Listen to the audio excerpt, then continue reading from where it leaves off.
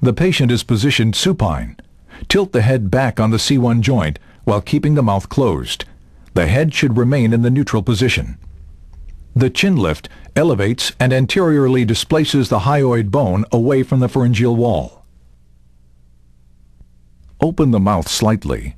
Depress the mandible with thumbs. Grip the mandibular rami with your fingers and lift the mandibular teeth over and in front of maxillary teeth. This is a two-handed technique.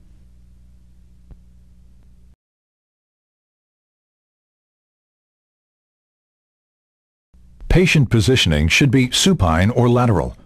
Open the patient's mouth. Place the tongue blade at the base of the tongue. Draw the tongue anteriorly to lift it off the pharynx. Place the airway in the mouth with the concave side facing down, so that the distal end is approximating but not touching the posterior wall of the oropharynx. The flange and 1 to 2 centimeters of the shaft of the airway should protrude above the incisors. Perform the jaw thrust maneuver to lift the tongue off the pharyngeal wall.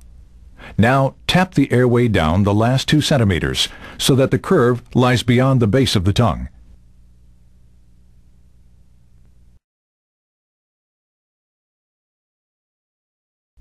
Anesthesia is administered when placing the nasal airway device. The patency of the nares should be gauged by inspection and the mirror test, condensation.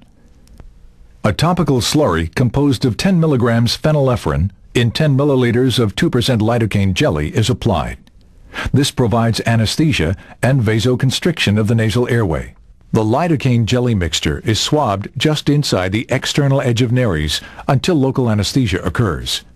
Gently place successive swabs deeper into nares until 3 swabs can comfortably be placed simultaneously to the level of the posterior nasal wall. If 3 cotton swabs can be accommodated, then a 7.5 millimeter airway will pass. If swabs are not available, then the lidocaine slurry can be applied via a syringe directly into the nose.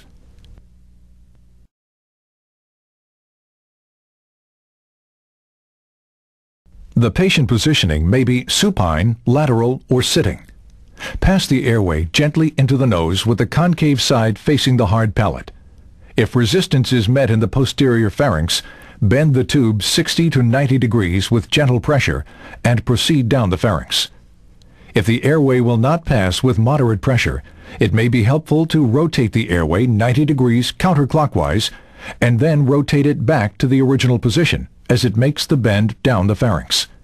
If the airway still does not pass, a narrower tube should be used. Once inserted, withdraw the tube 2 centimeters and pass a small suction catheter through it. Push the airway forward using the catheter as a guide. If it is still unsuccessful, the nair can be redilated or the other nair can be prepared.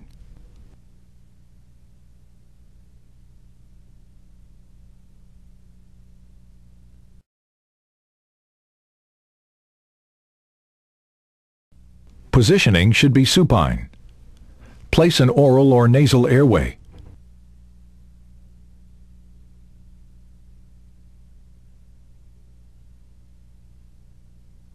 Hold the mask in the left hand. With the thumb and index finger, grip the mask around the rim of the mask with the body of the mask fitting into the left palm. Place the narrow end of the mask over the nose. Avoid pressure on the eyes. Lower the body of the mask to the face so the chin section of the mask rests on the alveolar ridge. Seal the contact areas with the midsection of the face by pulling the mandible up into the mask with the curled fingers of the left hand. Then deliver intermittent breaths with the right hand on the ambu bag. In a spontaneously breathing patient, time the delivered breaths to coincide with the patient's inhalations. In the tachypnic patient, alternate the assisted breaths